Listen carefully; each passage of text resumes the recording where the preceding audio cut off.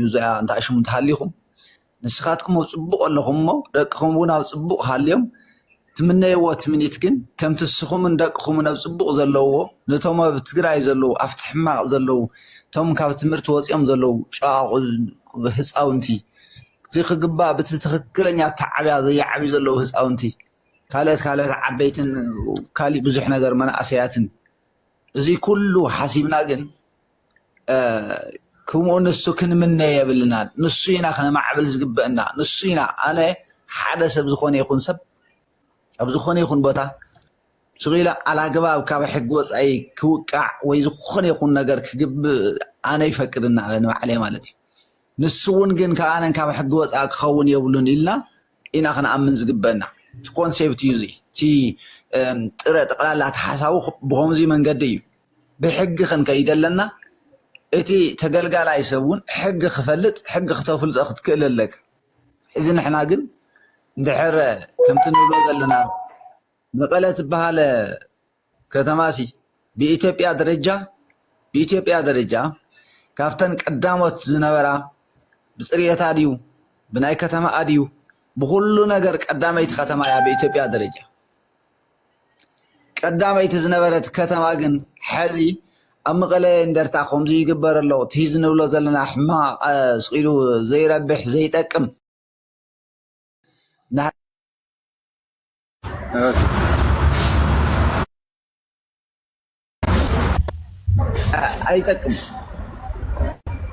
أي تكم من مالتي سلازي إذا ختم زي أجن سفح له من قدي يفتر خير الله يرادن على معتني رأيه أزوني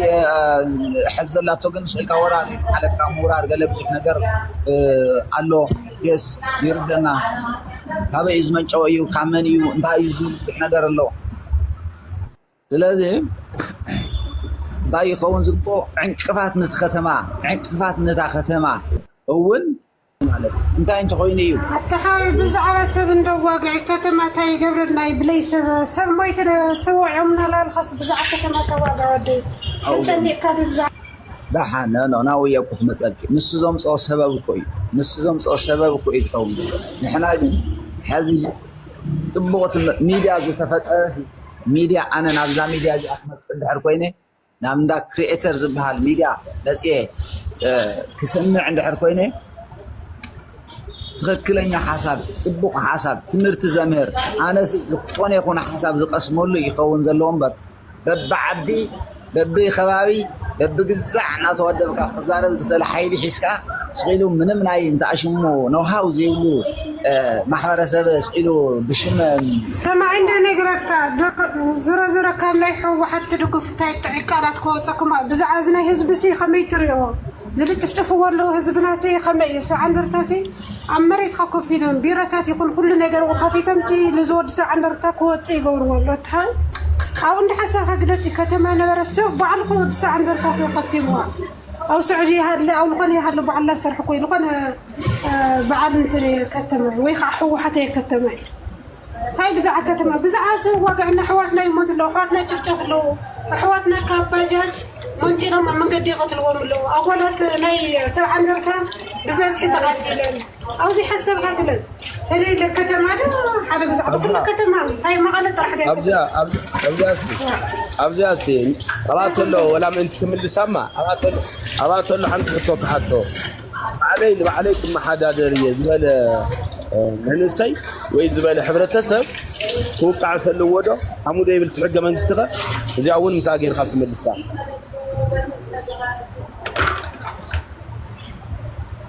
جماعة عنده مشي فعلينا وعليكم حدا يكمل سي كميلي كم حدا درخ شيء كويو كمي مالتي تبع علي ما عليكم حدا مالتي أو جزء عندرتا خذ ثاني أخوانا طبعا درتا جزء عند حركوينكا فعل خان دس ولا كم حدا تاريخ أو جزء خان بعل خان إيكونومي خامل هذا سوكينكا كم زيكا كم محور سوكين دورز جبكا حقي على نسخة دورز جبكا كم هزبي كم حنت هذا نه حنت خالي إذا كنا في نجار مرح له كم تعرف كأنس خاص راحت مرح له هاي كحد نسوي مرح له መራሒ ኣለዋ ማለት እዩ ካብ ኣገባብ ወፃኢ ንዝኸደ ካብ ኣገባብ ወፃኢ ንዝኸደ ንትርጉም ተዓድም ይጠቅም ኣገባብ ንዝኸደ ሰብ ዝቐፅዕ ኣሎ ስርዓት ኣሎ ንክርስ ስርዓት ንሱ ኣይሰምዕ እቲ መሓውር ተቐበለካ ተሕቶማ ኖ ተሕቶ ክትምልሰልና እንደሊለናማ ከዛ ኣነ ንምሳሌ ብለካ ኣለኹ ሰብዓ እንደርታ እየ እንድዕር ኢለካ ሰብዓ እንደርታ ዝኾነ ሰብ ይልመርሐኒ በቃ ና ሰብዓ እንደርታ ወኪል ዝኾነ ይልመርሐኒ እንድዕር ኢለ ኣነ እየ ክቕምጠልካ ኣነ ለቕመጡልካ ይልመርሐካ እስኻ መረፅካዮስ ኣይመርሐካን ተይልንስ ናዚያ ሕቶ መልሰለየ ዝብለካ ኣለኹ مخمو كويس لك هذا اللغة هذا سمع اسكي نسخة بينها سبع عندر تايز مرحن انتيلك توزر لهزب جن ود سبع عندر تايز مرحن يكون راح تقراواي راح يكون مبر تخكلنيا سرعة زسفن دا يكون مبر انا اسقم يقولون زخون يكون كمرحن يخلي انتيلك زبل حيل ندحر حليخ انت تقورو مزيهم كتيو او نهار لخان حمله يسفن ما تريوكو 20 30 عمتكو تريو حمله يسفن دا خذ تريو سلازلو اتل ترى حيل عندنا اي مرحنان كمرحنا زغل بعلنا لبعلنا انا كنمرح نخل اندعريلو حنتي سيجمر تايلو مسيلكا بيتم بوتا لي تخيدخا ايفن دمات قعد خيرها كو سرحك تسرح لتودع عدكا تتي زبل تحقي ترى كادو انا خيد المثالي كونتراكتور خوينا وي يله خوينا عادك سرح اندعر خوينا نا تعدي من سيل تقم من والو يكون جزع يكون قال يكون ناتقديل تقم تريكارو انكوان يكونن عبد كم حدر ود عدلها ليه على بلزاجين كامني يمصيو ازي المرحكا نعا تيلن جين تناتي وشتي اسو ترجيو كون فتح لي هذا انا اللي حتى قالو ابنا زي حطوها ملس لي يز بلا قالو غمر ات هجا منغستو تخالما حزو مصيلوكو كلل خوينوكو زمرح اكل له تنتعت زلوات ابياتات جين بود عدين كمرح زلوان هنات لحتى كلهم نعندو مسي حق نغرب او حنت ابياس انتني صنع هلنا هاي ازي سويلخا انتني يخون رجد مخان يخون نورمال كو خالتن خابتات تግራይ እኮ بعلن المحاضره انا موسي نور لخون لهم بي سجمر تግራይ እኮ ወረዳ ካወረዳ ዘዋ ክልል ሒዝኻ ማለት መቀለ እኮ ብወድ እንደርታ ተማሕደራ ይትፈልጥ መቀለ ምን ታይነት ህዝቢ ሁሉ ካብ ካሊ ከባቢ ልመፀይ ተረዲኻኒ ይምጽ ዓዲ ግን አፍቲ ከባቢ ተረዲኻኒ ሓደ ከባቢ መሬቱ ዳተመንጠለ እዩ ልሰፍር ለለቱ ካሊ ካብ ካሊ ከባቢ ልመፀ ዓዱ እንዲዩ ግን መሰረታዊ መርህ ግን ታይ መስለካ ካብ ትገባሪ ላትነቀለ ካሊ ልትካዕለሉ تجبر من تاي نيو يخات حزب دبك فير يخوني خزنا فير قدائنا نوقع لنا نفتحونت قدائنا نوقع لنا كاو تاي مسلكا تبزحها خزناونت تبزحها حصان شماغل بعلوت وطات قلل نورو الخابي اي من يلوزح محبرسه تصداي اندرتا جبار يلوزح زاسوا عندنا عدد عندنا مداي خيد بتعنا مداي خيد ديو بقى ريق مرر حسب تقرون تلغم قاونا تعدي يا ميل زمر حتى تدعوا لو سينا تعدس نو وطيكو بقى مغنياتو ترر لبال حتو قريب ملس تيل غيو اي ملسن اي بقى ترر دا سلا زيدلي توليكو يلوص يا امبر حزكو تايم سلكم عاوزيما باي زوي بعلو علو مالت عدو كم حدر بلاي مخالو بزح وصعاتات يوصحو انا جبار حزب سبع عندرتا مالت برغت مسو تبدله ወይ ድማ ብቱ መሰረት ተበደለ ማሕበረሰብ የለይ ማለት ይኾነ አው ማዓት አለው ናይ መቀለ ህዝብ ኦልሞስት ወደ 700 ሺህ ቃሪ بوصي توايلو يقمت سويلغا انتنا مالتي حزي تاي مسلكم حدث ناي كتما لمعات مالتي ناي كتما لمعات باباوكم راح يخالي እንደገና ስፔሻሊ ማይ ጽሬት ጽሪ ሲስተም አይخزናውነ ተሪኽሞ ባዓሉ ከመሐድር በጀቱ ከመሐድር ስለዚህ ይኻለ እስካብ ሕዚ ጽሪ ሲስተማይ ክሰቲ አይኻለ ህዝብ ነባር ከተማ መቀለ 70 እንደርታ تاي مالتي زي በቃ ትሪው ወለኹም ኩሉ ግዜ ጨዋማ ማኢና ንሰቲ ኣብ መቐለ ማለት ተሓፂኡ ኻይ ሽሻኻ ትመስል እሳቶም ሃይላንድ እዮም ምንም እንትን እዮም እቲ ህዝቢ ግን እንታይ እዩ ኮይኑ ዘሎ እቲ ህዝቢ ተሓተዋይ ኣብ ትሕት መናብሮ ልከብ ማሕበረሰብ ግን ብሕማም ኩላሊት ተሳቂሉ ነብር ዘሎ ማለት እዛ መፃረይት ማይሲ ብጣዕሚ ቀላል እያ ነይራ በጀታ ማለት ሕዝና መቐለ ጠቕላላ ኣታዊ ግብሪ 1.5 ቢልዮን ቅድሚ ሕዚ ኣብ ዓመታዊ እንትን ማለት እዩ ብዙሕ እዩ ገንዘብ መዓት ይልወፅእ ልዕሊ እውን ይልወፅእ ባይዘወይ ግን ኣብ ምንታይ እዮም ልውዕል ዘሎ ግን ኣይትፈልጠይ ታዮም ዝገብርዎ ዘለዉ ግን ኣይትፈልጠይ መሰረተ ልምዓት ኮ ድሕሪት ኮ እያ መቐለ ትበዓል ዋና በዓል ዓዲ ተዝመርሕ ነይሩ ግን ብትክክል ልምዓት እቲ ናይ ወኮይ ይኹን ናይ ማይ ተፋሰስ ይኹን ናይ ፅሩይ ስተማይ ይኹን ናይ ጥዕና ትካላት ይኹን ብኣግባቡ ዝኾነ እዩ ክመሓደር ነይሩ እዞም ሰባት እዚኣቶም ግን በጀት ይስሙላ ማለት እዩ ይስሙላ ስኢሎም ግብር የብልዎት በጀት ግን ካብ መቐለ ኣብ መቐለ ይስራሕ ይፍተም ሃፍቲሙ ግን ትገንዘብ ላኻል ይበርር ብስሩት ዓዊ ሽግር ማለት እዩ ሕዚ እቲ ነባራይ በዝሒ ነባራይ መቐለ ሰብዓ እንደርታ ተጠቃማይ ይኾነይ ተጠቃማይ ለይኾነሉ ምክንያት እንታይ እዩ በዓሉ ክመሓደር ይኽኣለይ በቃ ካብኡ እንደገና ብለይ ኣግባብ መሬት ይውረር በቃ ይውረር ኮነ ተባሂሉ ይውረር በቃ ብ2.5 ንዓኽር ትልዓል ሓደ ካድረ ካብ ካሊእ ከባቢ ግዛዕ ኣምፅኦም ንዓ እስኻ ብ2 ቅርሺ 50 የቢሎም ብሚልዮናት ተቐቢሉ መንግስቲ ንዓው ዝስፈር ይብሎ ትገበር ኣብ ድኽነት ካብኡ ሃፍታም ለለ ብላዕሊ ሃፍቲ ይውሰኽ ማለት እዩ እንታይ ማለት እዩ እዚ ብዝርባ ብጣዕሚ ግፍዕባ ብጣዕሚ መነወር ተግባራት ባይግበር ለ ልዕሊ ህዝቢ መቐለ ሰብዓ እንደርታ ካብኡ ተሓተተ ትምርር ኢሉ ተሓተት ለለ ጨፍጫፍ ትሪእዎ ኣለኹም ማለት እዩ ተጋዳዳ እየ ልብል መሕፈሪ ማለት እዩ ተዓንቶ ሃይሚላ ተገለፀቶ ነበረት ተጋዳዳይቲ ኮይኑሲ ምግዳሉ ለህዝቢ ይኾነ ኢሉ ንማዕርነት ንትክክለኛ ሕቶ ህዝቢ ለሓተቶ ሕቶ ንምፍፃም ይኾነ ኢሉ ተጋድሉ ህዝቢ ተሓተቶ ለጨፍጫፍ እንታይ ማለት እዩ ነውር ኮይ ንምንታይ ዲ ተቃዲስ ክስሩ ሓደ ዲሞክራሲ خلاي فتحي ثالثا እንደገና ሰዋው መሰላት በአጓው ክበሩ ራባይ ማዕርነትይ ተጠቃምነት ሃፍት መንግስቲ ሓምሳ እንደገና ናይ ፍትሕ ጉዳይ ተረዲኻን ሌባ ኣብ ላዕሊ ሃልዩ ተሓቲ ሃሊ ኩሉ ክእሰር ማለት ተረዲኻን ሌባ ኮይኑ ሰሪቁ እንድሕተረኺቡ ኣብ ላዕሊ ብሚልዮን ላሰረቁ ሃምድሌቶም ልጥየቅሉ ኩነታት ለየለ ሓደ ሞባይል ጸጊምዎ ሞባይል ሰሪቁ ተጓይ ፖሊስ ኣብ እስር ቤት ላተ 6 ወርሒ ዓመት 2 ዓመት ላፍረደሉሲ ብቢልዮናት ሰሪቆም ግን ሃምድሌቶም ይሽከርክሩና ኣለው እዚኣ ይኾነት ኢድያ መሬት ሃምድሌት ወሪሩ እኮ ይስል ምንም ጥይቆ ነገር እኮ ይውሊ خلاص ወልኻደ ብሎም እንታይ ምናምን ላተፋለ ማለት እዩ ስለዚህ ሕዋት አንሕና ስሩ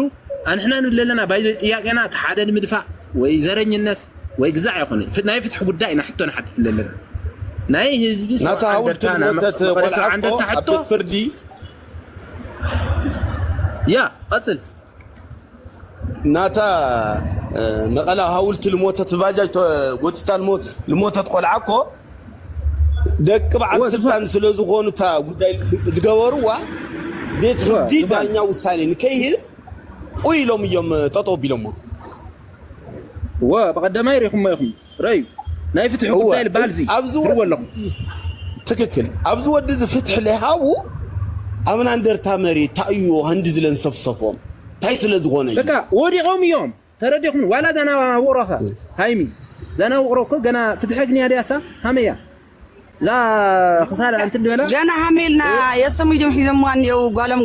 اير طعمنا يلم سمكو حزمان يو بهم لي عدات اوزيما جانا فتحنا اخذ ما تعرفون تدفرا دقانستيو التقترا دقانستيو سئلهم بسانجال توقعوا سئلهم منعسي له التقتلوا بقى فتحي رخو يسكا حز مالك يبكي له ينبع له حزب تግራይ ወዲቆም እዮም ፍትሕ እንድሕር ላይ ረጋግጥ ሓደ ፓርቲ ሓደ ካድረ እንደገና ወዲቁሎ በቃ ኦሬዲ ኢናፍ ሕዚ ሲልኩም ሙዳቅ ጥራሕያ ተድልይኩም ነራ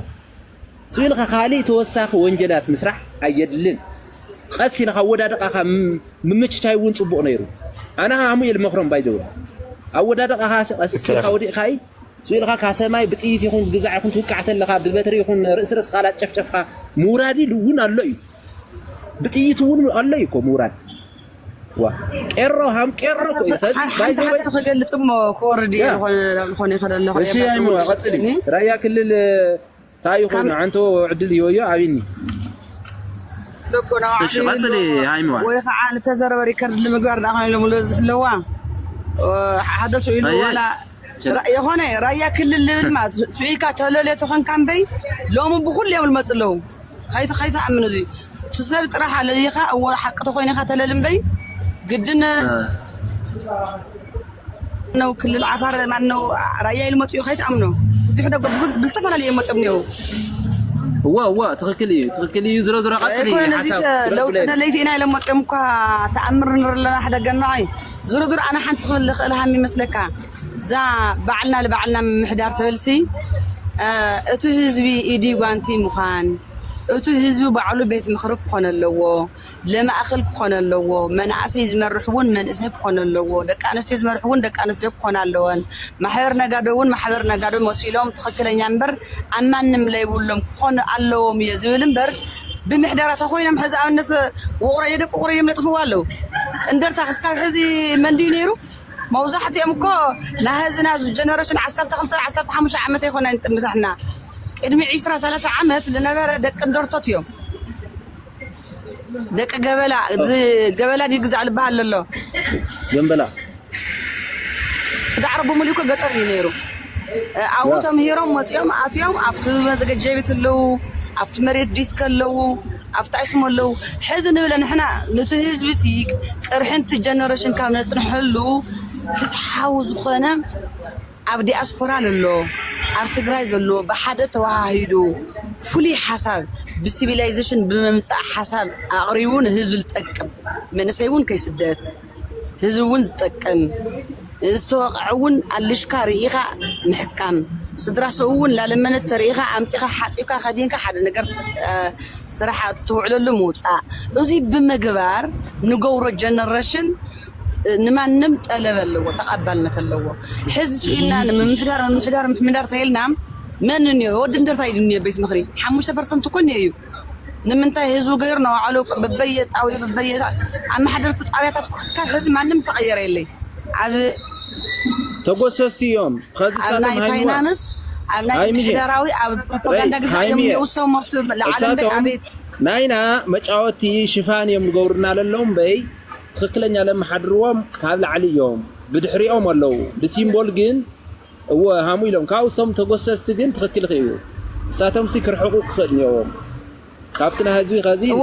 هزي بقى طبعا عبيت عدي نندرتو لإثيوبيا كم المرح نيرم صوان درتان صوات رأى البحر وقرنيو وانا ما بقول ايدي وانتي حانت حنباشهم حانت عبدم كاب قرعلت اي لمن شنيرو ما انم اورجينال اندرتاكو قرعلتاي وقرأيو حد عد مالتي ودحري دبري دعرو قلا انت الوطيو اننا يوعلو خقبر للو حزي تم عبيت عدي لتم مناسي ملختك حلفلو كمهرو ملوم تنايك ادم تمرتي اندرتر لولو عالم تقبل تيرو افريكا زمسل كوسوري نايك ادم كتمص خوينا قدم 150 عامت اندرتا ززارو ام مدريد ايودك لمانم طاليان مطي كل اندرتا تبيلو كويل بلا وجرتا تبيلو كويل بلا كلتو على قرب يلو كويل بلا نايك خلت ود خلتو على ملحسو ايتنقعن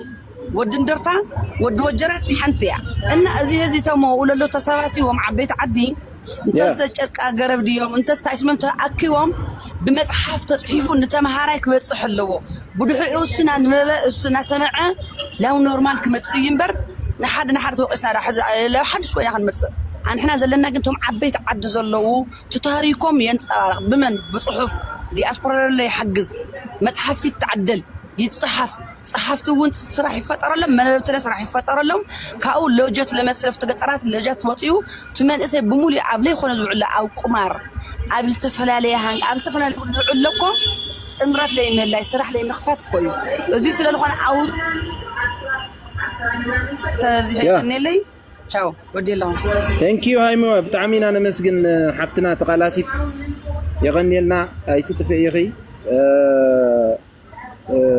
ቃልስና ከፍርዩ እርግጠኛ ላይ ማየ ከዚህ ዋጋ ማለት ጫፍ ዓወት ላተቃረበ ስለዝኾነ እዚ ምንም ለብሎ ነገር ይውሊ ኦሬዲ ታደሰ ወረደውን ላውልቡላ ተመለሰ ኢኒዮ ናተስፋን ገብርለን አይና ያው ናይ ሓራ መሬቱን አቀራ ግዜ ሰርሖም ስራሕት ክሊ ስለዝኸል ህዝቡን ኦሬዲ መሪርዎ ስለዘሎ ብዙሕ ነገራት ክንሪኢና ልብል ሓሳብ ኣለኒ የቀኒለ ሃይምዋ ብጣዕሚ ለመስግነኪ ወያናይ ራየታይ ስም ኻል በለስ ደስ ብለካ ወይራይ ደሎ ወይራይ ሆነ ወይራይ እሺ ሰላም ለምን طلعت تحتي بتقدرታ ራየቶች سلامينا مسجن مالي أو سمعنا يعني إحنا كوت مالي أجندة نورنا يقول الوقت جيم تي في تفوت أنا هنا عادي جيم تي في بدعوة بريل من ذاك تمارك سوات رينا يوقعنا لهم سنانا مالتي أنا دلو لازم خالي بتري موراني ناس بدري كندرتا كاب ثلاث فاسيتيز بس سلام تايو احنا رامس بقرايا سورد بحال وتادرنا نوعنا كاينا نوعنا زبرايا نصار موزا دنصعر سباتينا مالشي دكندرታ سلام تايوكم بتيز مقام فتلنا راي ህዝብ እንታ አብራያ ሶፍራም ብሎ ተፈልጥነኩም ነው አብራያ ተፈርኖ ራየታ ሆይናሪ ህዝብ ዓብይ ፍሩድ ነው ምሰብት ማሳሰሩ ነበር ህዝብ ያብነ ሆነ ፈጥለና ማለት ነው ስለምንታዩ ወራት ሆንኩም ህዝብ ሲደይ ተጠረሉ ያነ ወድንደርታ ሆነ ወይ ትግራዋይ ያበለ ያውና ትግራዎት ተጸጉዑ ብዛዕባ ጠቅላላ ትግራይ ታውቁ ግን እትዝሆን መረጥኩም ተወሩ እትዝብ ያተፈራቀለ በየአዲስ አበባ በየኦሮሞ ክልል በየታይባል ለማን ሆን ነው ማለት ነው ስለምንታየኩም ህዝብኩም ነፃ ቤታውሱ ስለምንታይ እናዚ ከቅለ ሐሳብ ሲዳገ ይለፈቁም ወጣይ ናሊ አምብዛ ሐሳብ ዳገ ይልበሰ ስለምንታየኩም በህዝብኩም ደይተቆርቆሩ ዳውነታ አነ ዝቱላህ ካረ ለባለ ዕላማ ሐዘ ይዘረ ወድራየ ማለ ራየታይ ኢትዮጵያ ብለ ዳአምን ትግራዋይ አይሆንኩይ ለባለ ማንነቴ ራየታይ ኢትዮጵያ ብለ ዳአምን ምናልባት ቅርክ ብለካ ኸል ሱ ያው ጸገም ይውል ስለዚህ አምራሃም ወድራያ ግን ወድንደርታ ዓርከይ ምን ስም ጀምቲ ቢሰረድ ነው ብዙሕ ግዜ ነው ገና ማለት እዩ ላ ብዙሕ አዋረህ ትግለና ለናካይድ ማለት እዩ እቲ ህዝብኩም ግን ስለምንታዩ ምሁርድ ጦፎ ስለምንታዩ እቲ ህዝብ ብስሩሲ መጥራዕ ወላ ኮት ታይ ባለ ይብሉ ሃም ህዝብ ራያ ተበደለ ህዝብ ፈልጥለና ያና የትየብሉ ዛሮ ቴሌቪዥን የብሉ ወጹ ዛራው ሐሳብ የብሉ ምሁራት ድነው ሁሉም ዳሽቃውጡ ያሽቃውጡ ቆራጣት ሆነ አምን ፈንቅር ወላ አምን ለአንበዘ ቆራጣት አይሆን ስለምንታይ ህዝብ ይቀድም መጀመሪያ እኮ ሰብ ኮይን ሃዳ ካሊ ዳገራው ያካለ ዳከየለ ትራዳ አለ ትብለት ፈን እስኻቶም ሰማዕዚኩም ታይባል ተኾኑ ስለምንታይ ህዝብ ስለጻሪታው ትወዱኩም ስነ ዓለኩም ፓርቲ መስርቱኩም ሲ ነው ዓለኩም ወታደር መስርቱኩም ህዝብ ነጻሪ ወጽ ካብ ስደቲ ካብ ወርደቲ ነጻሪ ተወጹ እና ያው አልሐምዱሊላህ አነ ያው ህዝብ ራያ ጥያቄ ነው ወልቃይ ጥያቄ ስለድነው ስለምንታይ ከፍ ካብ ምን ነውርና እዚ ሁሉ ጥያቄ አይ ፌደራል አይበጽሕ ነው ማለት እዩ አነ ህዝብ ራያ ብትወደ ወያናይ ራየታይ አውዚ ምናልባት ከሕዘካሞ ከዚ ምናልባት ትናይ ቃልስ ባይዞ ያው ትግራይ ድሕሪኻ ይኾንካ ካብ 93 ዓመት ምረት ባይዞ ይልተበለ ሽዑ ተክሒድና ኢና ህዝብ እንደርታ ተካሒድ ሪኻ ይኻ አፈላላይ ተፈጢሩ ደቅ እንደርተቶም መብዛሕትኦም ቶም ተካሓዱ ማለት ተንቤን ኖሩ ዓረና ተዋሂሉ ፓርቲ ወፀውን ቡይት እንትና ማለት ኩሉ ግዜ ና ዓለም ስልጣን ከቆጽሉ ላ መቆሉ ላ ካሓዱ ልመፁ ስርዓት ህወሓት ትሪኤ ለኻል ተፈልጦም ኢኻ እዞም ዓበይቲ ና ደቂ እንደርታ ካብቱ ተካሓዱ ማለት እዩ ካብኡ ቃልሲ ተጀሚሩ ካብኡ ቀፂሉ ብዙሓት ዋላ ና ቀረባ እውን ተሪኢኻ ተኮይንካስ ወዲ ብላታ ሃይለ ማርያም ትሪኤ ለኻ እንትና ማለት ነው ኒዮ ልቃለስ ኒዮ ማለት ነው ካው ቀጽሉውን ኒዮ እነነብይ ስሑል ነታቅልቲ ካልኦቱን ለው መዓት ማለት ኣለና በዓለይ ኒኹ ወላ አፍቲ ኸዝናነት ኣብ ትግራይ ተሪኻኮ ኣብ እንደርታ ይሓያል ጥያቄ የለውም ናኩም ትግል ሕዝሲ እንደርታ ትግራዋይ ይወርሁም ደም ታሙን ወይ እንደርታ ማዕለማን حدق لاو لا صنح ويانا لاو ندحر خيدنا انا ترديك هاي فقط سمعني سنحني موسى صنح لا يسمعني دحان سل الفلطه ويانا رايتاي እሱ ይቅረየና ሞ ታይ መስለክ አንሕና ሃም እንደርታ خذ وقعنا اجندانا ሃም እንደርታ ተረዲኻን እንደርታት ማል ተጨፍጭፉ ኣብ ማእኸል መቀለ ኣብ ደብሪ ማለት እዩ ክፍለ ከተማ ሓድነት ደብሪ መሬትና አይነብሊና ዓና መሬት ትልወረኩም ያአኽለኩም ይሉ ወጽዩ ተጨፍጭፉ ሕዚ ትለልዕልካዮ ንቃለሲና ብሱር ቃልሲ ክነግረካ ራያኮ خذናነት ጌታቸው ረዳኮ خذ ያባዓሎ ማብሩሶም ስለልወጽሐት ታሞንሽም خذ ያኮ እንትን ኮይናኒ خذ ያብሩሶም ሙዒላስ ምቅላስ ጀሚሮም ደለው ለሕውሓት የለካም በጌታቸው አይሆነኝ ስበራያ ትግላቆ ትንፈደር ግበታ ማለት ነው አይ ሱ ከረደካይ አፍትና ተረዲን አኔ ኹረየ እሱ ይኹረየ ግን ታይ መስለካ ታይ ኣብ ልዕሊና አልተገበረ ዓውይ ነገር ክነግረካ እንትና ማለት ሓደ ትመቀለ ርእሰ ከተማ ናይ ትግራይ ኣፍቲ ማእኸል እንደርታ እዩ ኣብ ማእኸል እንደርታ እዩ ሳሜላ ሰፊሕ ሓምለላ ትሪኦ ኣለካ ማለት ካብ ልዕሊና ታይ ተገይሩ መሲልካ ናይ ቁጽሪ ናይ ምቅያር ናይ በዝሕ ህዝቢ ቁጽሪ ናይ ምቅያር ናይ ዲሞግራፊ ናይ ምቅያር ተንኮል ገይሮም ኣብ ልዕሊና ሃሙ ሰሪሖም እዩ ዝበዝሕ በቃ ስኡል ኻላም ጻኻት ወንደርታዋይ ላፋናቀልካ ካሊ ካድር ላምጻኻ ኣብ መቀለ ክሰፍር ከገይሩ ረዲኻኒ ካው ተወዲዮም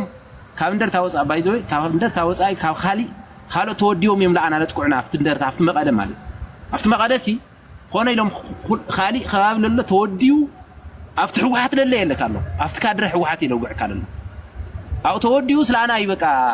ልቱ እንደርታዋ ይበቃ حمد ፍጭለው ጾው ላብ ድኽነት ላብ ግዛዕ መሬት ላ መንጠለ መስርሕ ቦታ ላ ኻልአ ለቃሕላ ኻልአ ተረዲኻን ማዓት ተጽዕኖ ለና ንሕና እንደርታዋይሲ ማዓት ተጽዕኖ ንየዎ እዩ እምበሪ ቃለስ እዩ ክብለካ ወያናይ ራየታይ ካው ቀጽን ኣብ እንደርታ መሰረት ጌርካ ከተውግዕኒ አው ጌርካ ቀጽን ቆርማ ካሰምዐ ተማሪ ሙሉ ለይቲ ሓድርና ለና ተማሪ ሙሉ ጊዜ ሓድርና ለና ማለት ቶም ተቆሪ የምነው ማለት ሓደ መልእክት ሓደ ዕቢድ ሆኑ እቲ መልእክት ያው ሳምቱ የምነው ማለት አነ ኮት በደል አነ ኮነ ለሐዝነና ናቴ አሳይዳ ረካየና ማናቱ አብረን ሰዓረ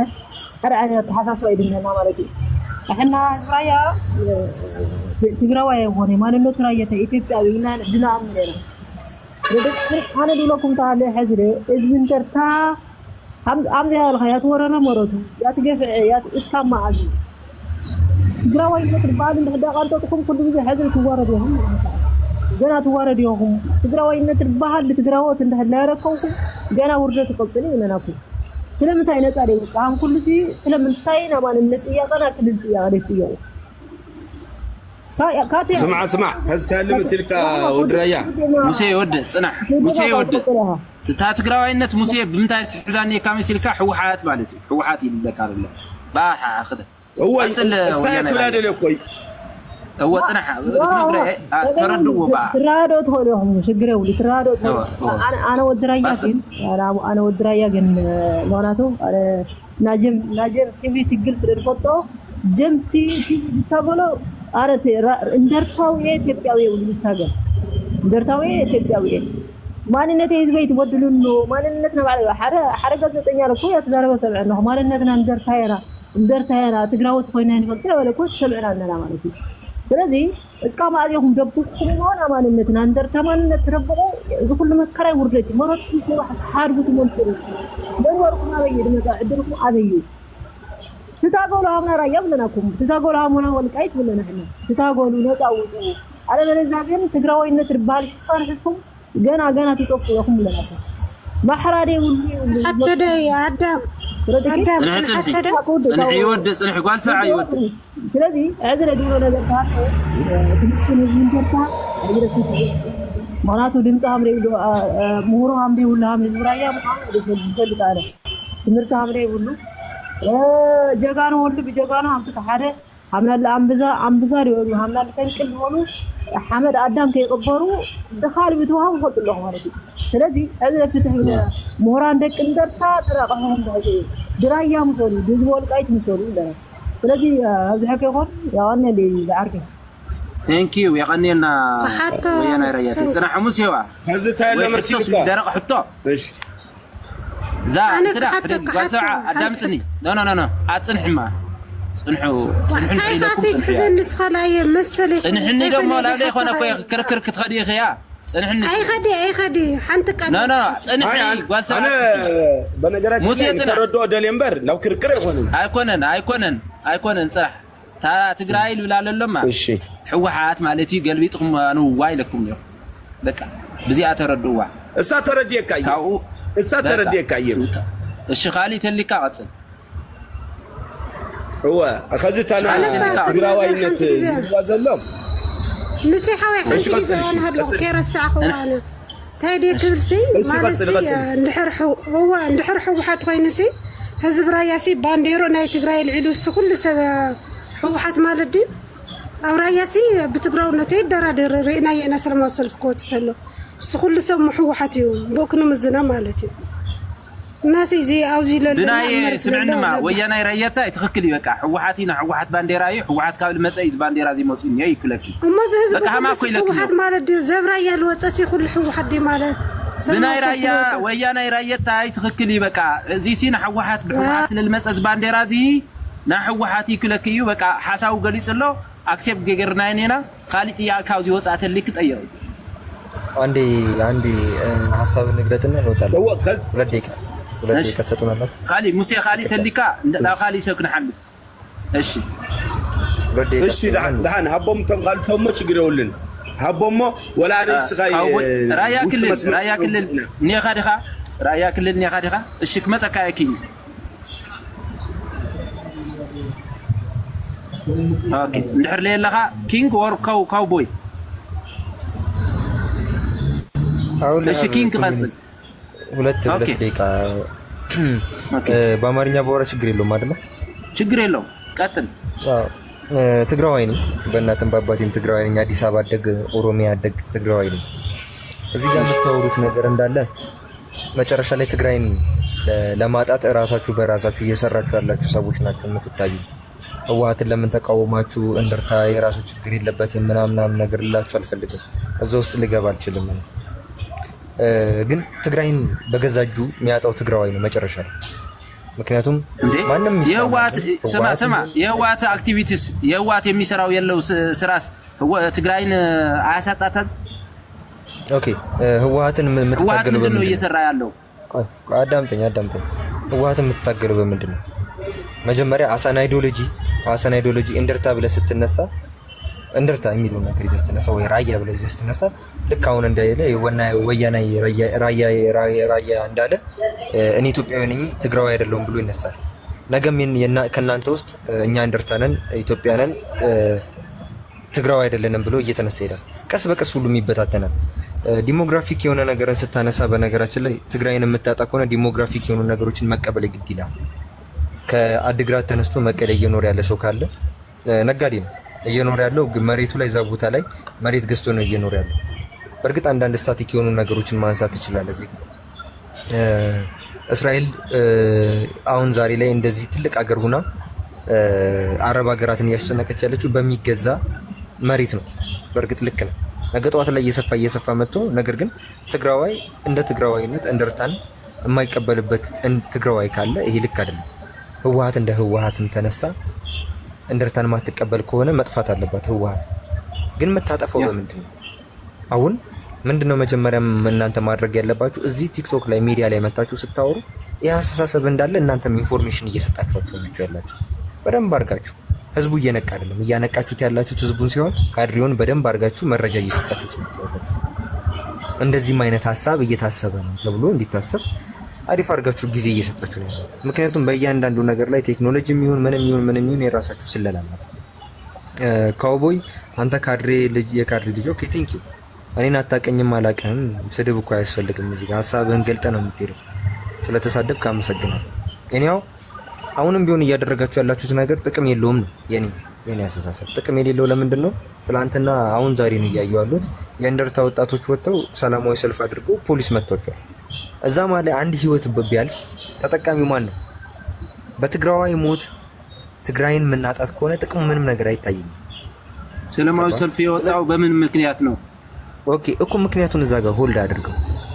እኔ እኮ ነገርኩህ እኮ መቀሌ ውስጥ መሬት የለኝም፣ አዲግራት ውስጥ መሬት የለኝም፣ አዲስ አበባ ውስጥ ነው የጦርነቱ ገፋይ። እኔ ትግራይን ማቃት ዩኒቨርሲቲ ልማር መጥቼ ነው። ገባ አይደለ? ግን ትግራይን ሳቀው ትግራዊነት ሳቀው አይደለም። የአዲግራት ወይ የዛላምበሳ ወይ የሆነ ሀገር ሰው መጥቶ መቀሌ ውስጥ ቤት ስለሰራለም እኔ አማርኛ ስላወራው ታክሲ አያስከፍለኝም ነበር።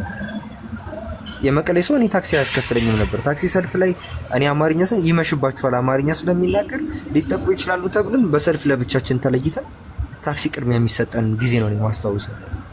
ትግራዋይ እንደ ትግራዋይ ማቀው መስመሩን ሁሉ ነገሩን ወደ አንድ አስገብቶ ጠላትን ለማስወገድ ሲዋጋ ነው ማለት። ትግራዋይ አይደለም ትግራዋይ ሆነ አይደለም ትግራዋይ ያልሆነው ለትግራይ ወግኖ በአላማ ተሰልፎ ሲዋጋለት ነው። ዛሬ ላይ እንደርታ ራያ ምናምን ነገር ያው ኦኬ ራያ የራሱ ጥያቄ አለ። ነገር ግን ራያን አሁን እንደርታ ላለበት ጥያቄ ለራያ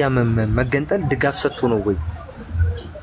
እንደርታን የሚያስጠብቀው? ቲንክ ባይዘው ማሰብ ያለባችሁ ነገር ስታቲክ የሆኑ ነገሮችን እያሰባችሁ አንድ ነገር ልናገኝ አንድ ነገር ማጣት የለብንም እንደ ትግራዋይ። ገባ? ሶ መጀመሪያ እንደኔ ምክር ልስጣችሁ።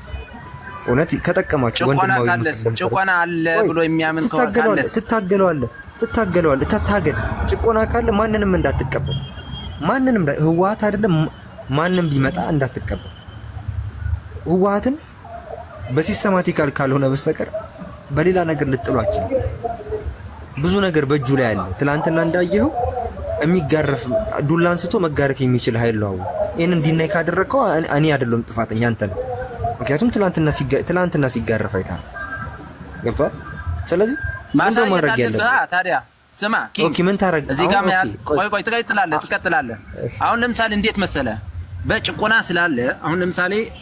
ራያ ላይ በጣም ጭቆና አለ፣ እንደርታ ላይ ጭቆና አለ። ግልጽ የሆነ ጭቆና ማለት ነው። ማን የፈጠረው? የህወሓት ካድሬዎች ማለት ነው። የህወሓት ፖሊስ ራሱ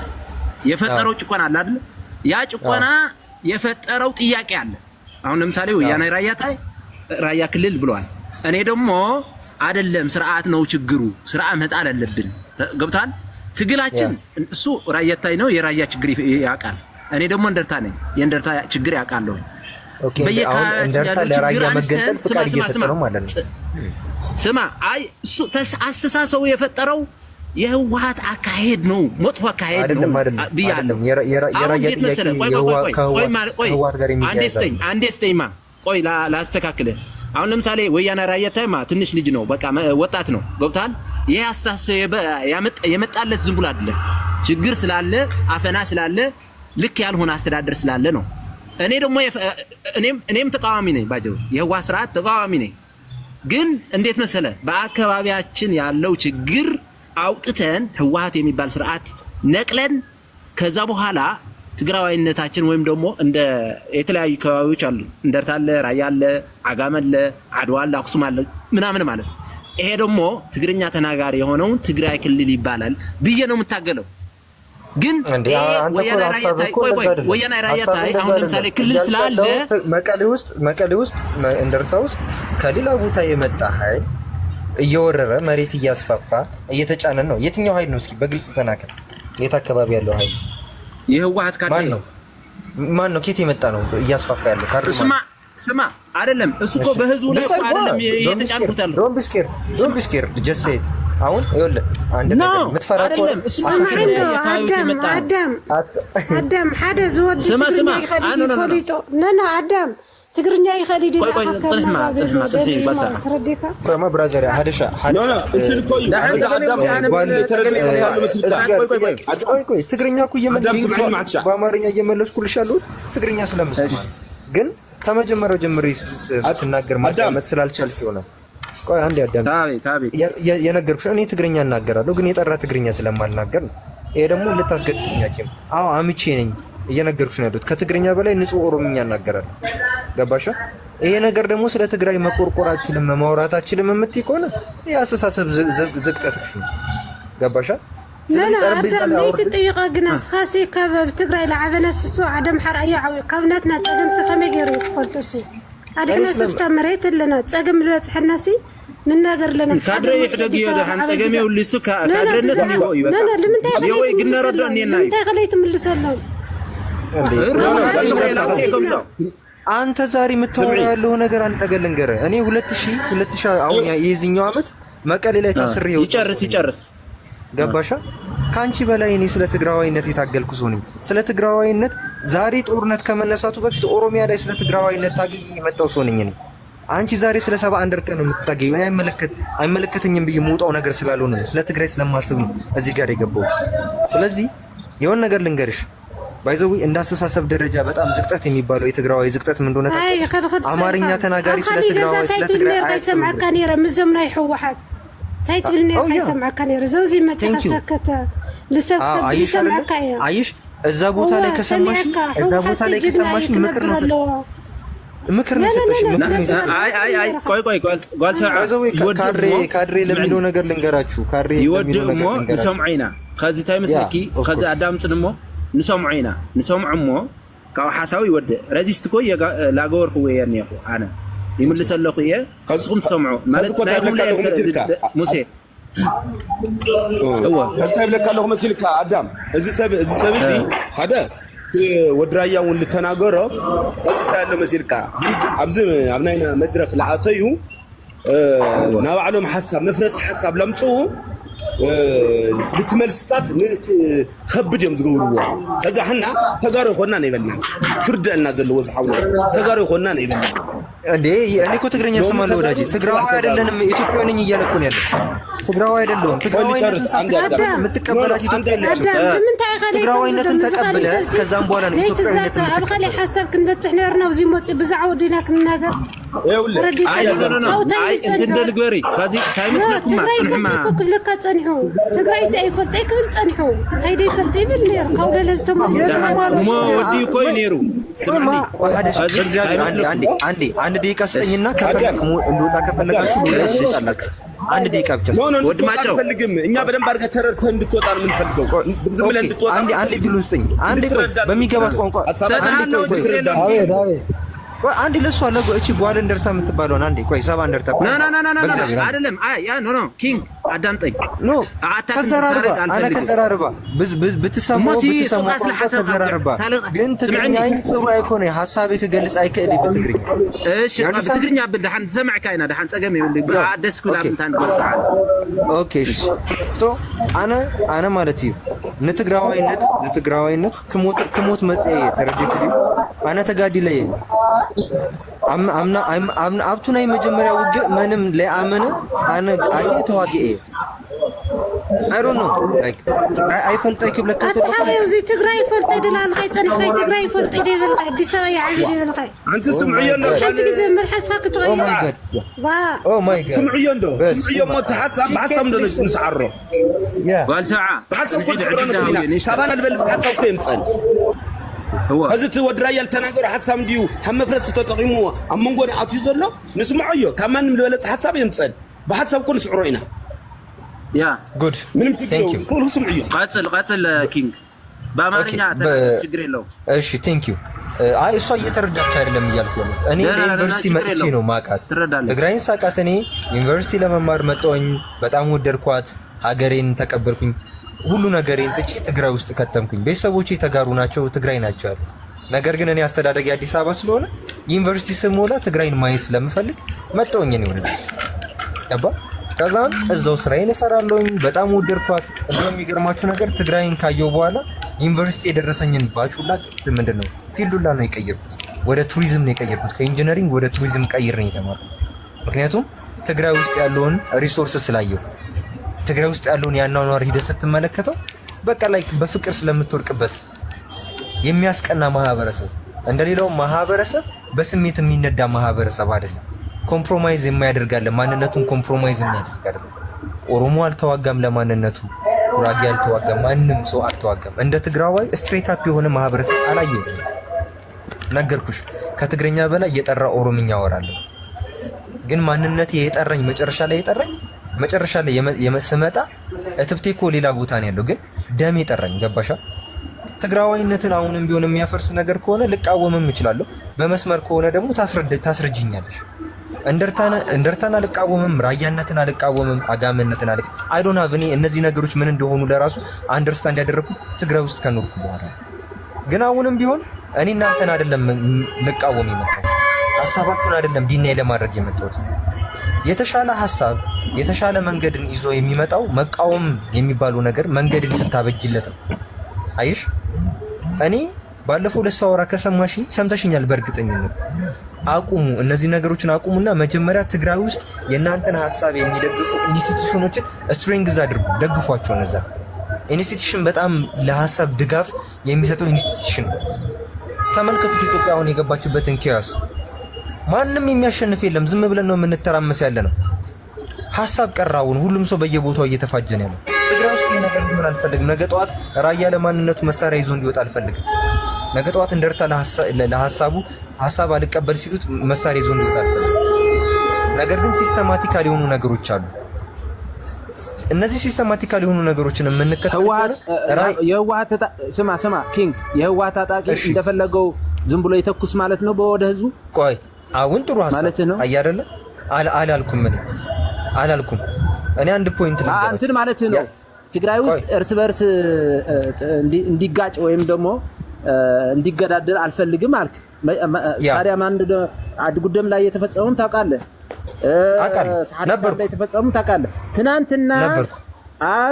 ሐድነት ክፍለ ከተማ እንትና ላይ ጨፍጭፏል፣ በጥይትም በበትር በእንትን ማለት ነው። ስለዚህ ይሄ እንዴት ትገልጸዋለህ? ይሄ ቆይ ጓልሰዓ እሺ ባጽል አሁን ይኸውልህ ልንገርህ፣ እኔ እነዚህ ነገሮች በመቃወም ያለፈው ዓመት ላይ የተቃዋሚ ፓርቲዎች ሚስጥራዊ ሚዲያ ለማቋቋም ስንንቀሳቀስ ታስታውሱ እንደሆነ ይሄ የፓርቲዎች ጥምረት የተመሰረተ ጊዜ ታስታውሳላችሁ? ሰላማዊ ሰልፍ የተነሳ ጊዜ ያለፈው ዓመት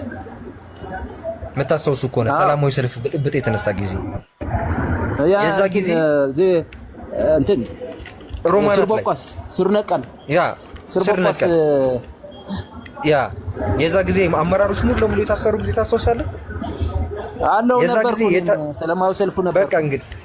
ሰላማዊ ሰልፉ ላይ ነበር። ከኔ ግን ታስሬ ከነበሩት ከአመራሮቹ ጋር የታሰርኩ ሰው ነኝ። ከሙሉ ትልልቅ የፓርቲ አመራሮች ጋር የታሰርኩ ሰው። ለምን በለኝ። ምክንያቱም እዛ ቦታ ላይ የሚዲያ አካል ይዤ እኔ ነበርኩኝ ቦታውን ስመራ የነበረው። አየህ፣ እኔ ለትግራዋይነትና ለአዲስ አስተሳሰብ እስከ መጨረሻ ድረስ እታገላለሁ። ህወሓትን ግን የምትጥለው አሁን ትላንትና በተደበደቡ ሰዎች አይደለም። አጀንዳን የፈጠርነው ትላንትና ህወሓት የበለጠ ስትሬንግዝ እንዲያደርግ፣ ሴኩሪቲውን እንዲያጠናክር፣ ሲስተማቲካል የሆኑ ነገሮችን እንዲሄድ ነው እያደረግክ ያለው። ገባህ? አንዱ ትግራዋይ ላይ እጁን እንዲያስ ኦኬ፣ መጀመሪያ ሰላሙን እናስፍን፣ ያልተመለሱ መሬቶችን እናስመልስ፣ የሚሆኑ ነገሮችን እናስተካክል። ህወሓት በራሷ ትግራይ ውስጥ ትከስማለች። ባይዘው እመነኝ። ዛፉን ለመገንደስ ከመሄድ በፊት ስሩ ላይ በደንብ አድርገህ ማተኮር አለብን። ምክንያቱም መልሶ ያቆጠቁጣል። ህወሓትን ሲስተማቲካሊ የምናነሳ ከሆነ ወጣቱን ፎከስ አድርጉ። ተውት። አሁን ራያን እናቁም፣ እንደርታን እናቁም፣ ኤቭሪቲንግን እናቁም። ወጣቱን ፎከስ አድርጉ። ወጣቱ ኢንስቲትዩሽኖችን ፎርም በማድረግ ይሂድ። አሁን ዲጂታል ወርልድ ላይ እኔ እናንተ አሁን እዚህ ጋር ስላወራን አንታሰርም፣ ማንም አያውቀንም። አያረለ። ስለዚህ እነዚህ ፕላትፎርሞችን ራዩማን ለማጠንከር ከመሄድ ወይ ደግሞ እንደርታን ፎከስ ከማድረግ መጀመሪያ ወጣቱን ከህወሓት ቀሙት። ሚሊተሪ ውስጥ ያሉ ወጣቶችን ከህወሓት አውጡ። ሲስተማቲካል በሆነ መንገድ ሂዱ። ራያ ስትል እንደርታን የሚደግፍ አይመጣም። የሆነ ሰዓት ላይ እንደርታ ስትል ራያን የሚደግፍ አይመጣም። አጋመ ስትል የሆነ ሰዓት ላይ አንዱን አይደግፍም። ገባ? ስለዚህ የምትቃወም ከሆነ ሲስተማቲካል በሆነ መልኩ ሮድ ማፕ ይኑር። እነሱ በሮድ ማፕ ነው የምትሉትን ነገር እንዳለ የሚያደርጉት በሮድ ማፕ ነው።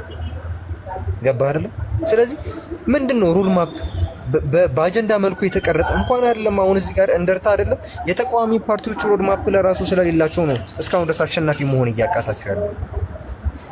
እመኑኝ፣ እኔ ሲስተማቲካል በሆነ መልኩ እነዚህን የሚባሉ ኢንስቲትዩሽኖችን ስትሪንግስ ካደረጋችሁ ትግራይ ውስጥ ያሉ ጥያቄዎች እንዳለ መውጣትም የሚፈልገው ለመውጣት የራሱን ሲስተም ያበጃል። መቆየት የሚፈልገው ለአንዱንም ፕሮቴክት ማድረግ የሚፈልገውም ለአንዱን ፕሮቴክት ያደርጋል። ነገ ጠዋት ላይ በነገራችን ላይ ልንገራችሁ ኢትዮጵያ ውስጥ ያለው አሁን ያለው ሲስተማቲካሊ እኛ ሳናስበው እዚህ ጋር በምንፋጀው የአብይ ሲስተም ኢትዮጵያን እየበላት ነው ያለው። ከጊዜ በኋላ ትግራይን ይበላታል። ትግራይ ብቻ ነች አሁን በሃይማኖቷ ተጠብቃ በማንነቷ ተጠብቃ ያለች ራሷን እንትኗን ማዕድኗ በገፍ እየተሸጠ የሌለው ሀገር ኢትዮጵያ ብቻ ነች ያለች። መጨረሻ ላይ ምን እንደሚሆን ብናቅ ኑሮ እያንዳንዱ እየመጣብን ያለው መንገድ ብናቅ ኑሮ አሁን ይሄ ነገር ለእኔና ለእናንተ አጀንዳ አይደለም። እውነቴን ነው የምላችሁ። እዚህ አዲስ አበባ ውስጥ ያለውን ኤክስፔክተንሲ ተመልከቱ በትክክል ምን ያህል የውጭ ሀገር አሰራር እኛ ለራያ ስትታገል ትግራይን የምናጣበት ሲስተም እየተተከለ ነው። ሰውየው የዋዛ አይደል። ኦኬ አጠቃልለው ኦኬ እሺ አንድ ፖይንት እኔም ስራ ላይ ስላለው እወጣለሁ። ነገር ግን አንድ ነገር ልንገራችሁ። እጃችን ላይ ባለው ነገር እያጣን እየሄድን ነው። ብዙ ነገር እናጎላለን። ረጋ ብላችሁ ውይይቱን የምትወያዩትን ነገር ህወሓት ከሚለው አንፃር ውጡና ወጣቱን ሰብሰብ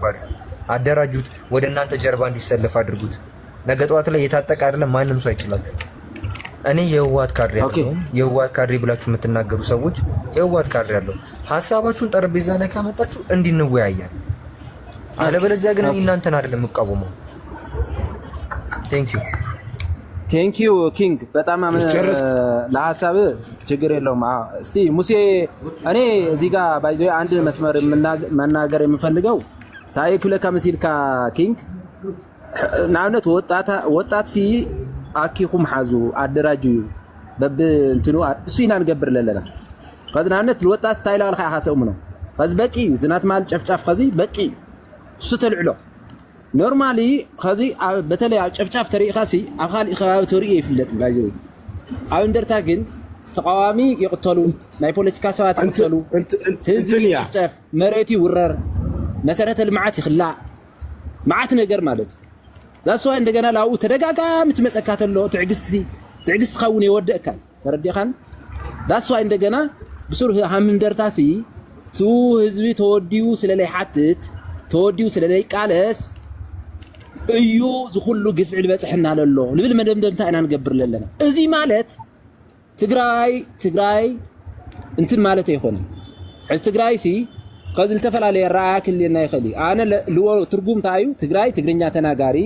ዝተፈላለየ ከባቢታትና እንደርታ ራያ ዓጋመ ከምኡ ይባል ትግርኛ ተናጋሪ ከባቢ ለለዎ ማሕበረሰብ ማለት እዩ። ካልእ ትርጉም ልዎ እንደገና እንዮ ትግራይ ማለት ካብ ካልእ ልመፀ እዩ ግዛይ ካልእ ትንታተታት ኣሎ ችግር የውሊ ዝሮ ግን ታዋና ዝኹሉ ጉድ ኣምፂና ደሎ እዚ ህወሓት ልበሃል ካድረ ምሁር ወላዋይ ልብል ምሁር ለናዕቕ ምሁር ልቀትል ምንም በቃ ሕጊ አልባ ለሆነ ስርዓት ከቁሞሉ ልኽእል አካይዳ ሲስተም ኢና ነውግዕ ለለና እሱ ኢና ንገብር ለለና ትልበልካ ናስ ትክክለኛ እዩ እሱ ኢና ንገብር ለለና ካው እንደገና ሕዚ ውፅእ በለ እዚህ ጋር ግን አንድ ነገር ልጨምርልህ። በነገራችን ላይ እኔን ትግራይ ውስጥ መኖር አትፈልግም ለምትሉኝ፣ አዎ ትግራይ ውስጥ መኖር አልፈልግም። በእንደዚህ አይነት አስተሳሰብ የታመቀ ትግራይ ውስጥ መኖር አልፈልግም። አሁንም ቢሆን ምንም እኮ የሚያስፈራ ነገር የለም። አዎ ትግራይ ውስጥ መኖር አልፈልግም ነው እንዴ። መጀመሪያ እኮ የሚቀርመው ሰው ነው የሚቀርመው። ለኔ የሚቀርመው አንድ አባቴ ለኔ የሚቀርመው ሰው ነው። ቆይ አዳምጠኝ። ህወሓት አይደለም የእናንተ ማስተሳሰብ እኮ አሁን እኮ እዚህ ጋር እኮ የምትናገሩት ያለ ከስር ኮመንቶችን አንብባቸው። መኖርም አልፈልግበት ምክንያት ሰው ለኔ ይቀርማል። ከሰው በኋላ ለኔ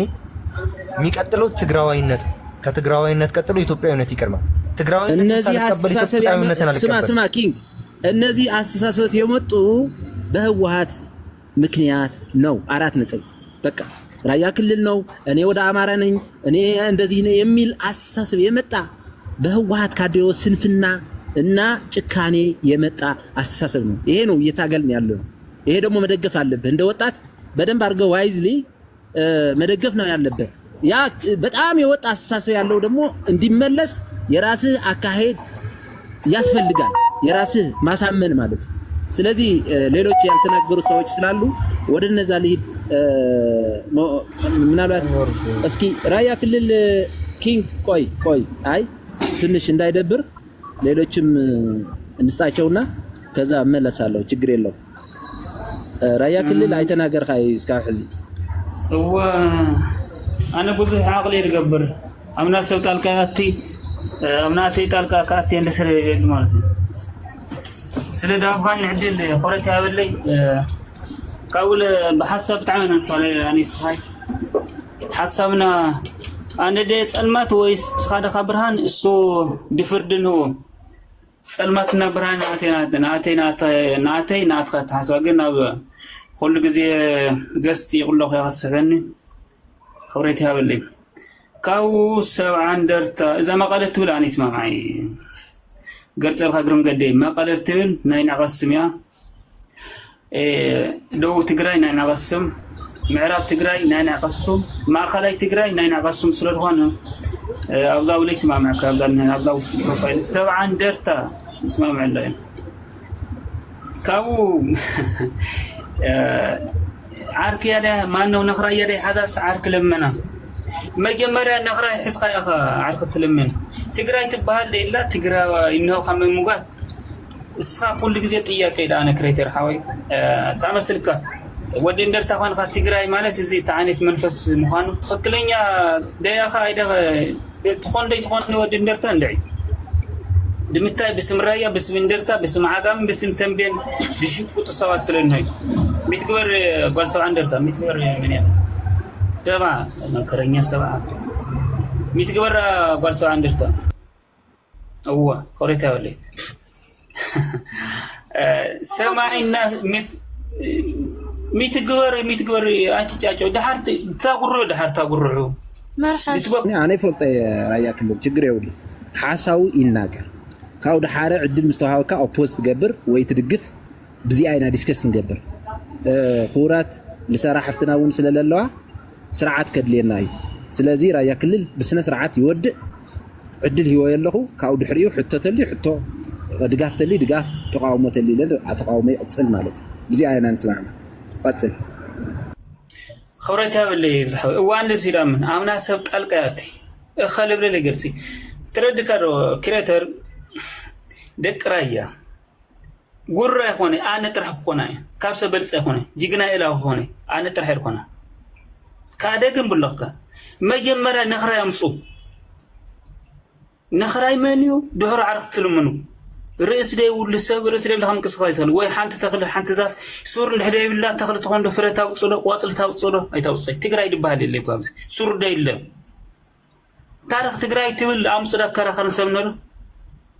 ትግራዋይነት ድሕር 10 ሺህ አንተ ተሳሸውዓተ ይድመጽ ትግራዋይነት ና ሓደ ና ካምፓኒ ሱም መሶስ ምን ተፋብሪካ ነው ድርጅት ናታ ድርጅት ጥራሕ ማህተሚ አነ ለናስ ትግራይ ድባል ወይ ትግራዋይ ድባል ወይና ህሊ ዳይነስቲክ ስብሐት ነጋ ዳምጽ ማህተም አይቀበል ራየታይ ድባል ኢትዮጵያ ማህተም ነን ወለዋን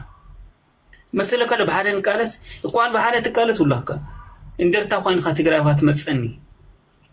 حرا مريت تግራይ ትብለኒ ተንበና ኮይንካ ትግራይ ባት መጽ አጋመታይ ትግራይ ሁሉ መጽኒ ክስማም علينا خلي مجمرة أو حشار قال جهار يدبر ندعيت قام قعدوا أو لعل السرح جزا بأخذكم بحنا عدينا نقوله دو كله أيوليش تقرأوا إن تامي أو هو ويونيفرسال أو عليها تسف أمة الله زنا ما يتازنف ما خان دمنا زنا يمسي مجمرة تقرأ تبهال مجمرة مروا يلاي موصل كارخرنت تاريخ عقام منه نفلتينا تاريخ اندرتا تاريخ تيمبين كابز وصا تاريخ اللي كاول تمال دمص دابز خفافلون نقبل لي نخلي كاده جنبلك بسنا سرعه ابرايه بتلي تግርኛ ድባል ፍደል ደይለ ትግርኛ ድባል አረጸ እግሬው ለርሲው ሁሉ ናይ ፖለቲካ ናይ ጽልይቻ ትምርት ክፍለ ጊዜ ከውሃ ዝናዓጽየና ተረድጋር 44 ደቂቃ أو كلاسنا تقبل خالي بروجرام قبل لنا هنا أنا مرت تمار سلدي ليا تقريني تمرتي أو عدنا سلدي لي إذن ناوغرينا تقرأوا يدمس أوريا كنبرة مين ما ينبري ركض بور مين كنبرة إندر تاوية حاوناي موسى يسرح إن كاسباس عادة متاي موسى يسرح هم حدا إثيوبيا هم قروتنا تنبناوي ولي مسألنا مسحواتو مصلو فجأة ولك نبر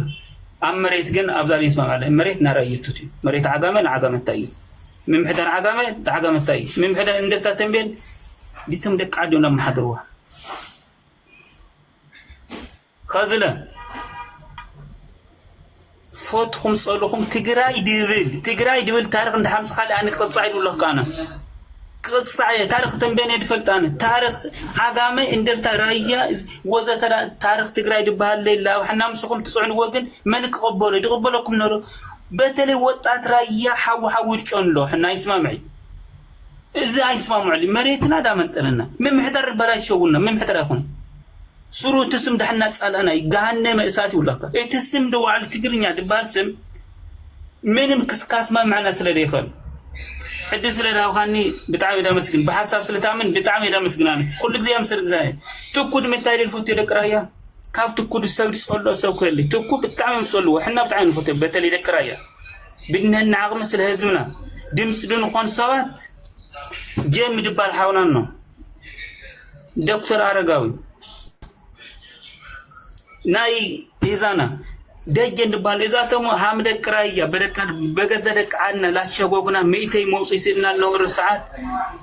أفصل ما تجزي دمس وخنا بتعمل خبرنا نحن حامد كرايا السخالة خزي هاد ما سخا دخل خبرنا حسبنا بلم فجأة ولا نقول سول دك أبدك عنا دك رايا أتنا حسبنا دين نقول سولنا ويكاودنا ويكسفارفنا نسأل مرسل دينه دك عنا مرسل دينه دابي لمتى لو أخوي يمس حسابي بمبشر الجلسي بس حسابنا سارة النفس سارة حانت أصف تبالنا أصف قرّي إذا تونو عبدك رأي تلا جوران نبرن كسام مريت ورن تلا جوران نبرن شجرة ولي رأي نتاشن في إيكيب أو تاشن في أبزوس إحنا خذلين درتون حرا إن درتوا خان عند حلن كارس بخلتنا نقبل كينا بخلتنا نتقبل تجرا وايد بحال يدي دونك تجرا خان دحوا باندك تقتلك يا أنت يا تجرا إنه سيف لي تقاربك حسابي سل الجلوسو بزمن البوليتيكا سل دارمد سيف قاربك بجراش سبحات نجا نبره أي نبره يتحدث قرا خدك سبحات نجا إذا منفس موت تجرا ويا ولا برايك نبر دكرا يا دكتور لهالي دكرا كحلفني حدا وصف لي دكرا يا دكتور لهالي السوق عادو موسو كابدي يمسو تشغر ومبر حزو ودريا ونعتر قمل إزات نام ترى نعين ده نخنفر ده زاكننا ذا لا بل نعتر قمل لا بل سمين بيفلت بدكرا يا تجتو ممر يا يونيفرسيتي مهرم كلامنا آتو دكرا يا دك عجم يكون كلامنا داتو بمرفلات وقو يوم بمرفوق وي كعبلوا وي ودرايا بتا قنقوتنا غورلو اناشوم السمن عول سلد باسو وي دسلد صرف وي سلد وقع بمخنيات نبررو نورو قتاچو ردا بحسن فلنا قتاچو ردا توار ليش ما عندنا مسكر دم يدفل حجر مكه كافتم رايا تግራይ دولو خذوا تግራይ اسمرا خونا دس يلنا كباتم سبر رايا سبر رايا مدحمنا ودي دقيقة هذا هو دقيقة شو خبرتها ولي أوكي تقرأ ولا هذا دقيقة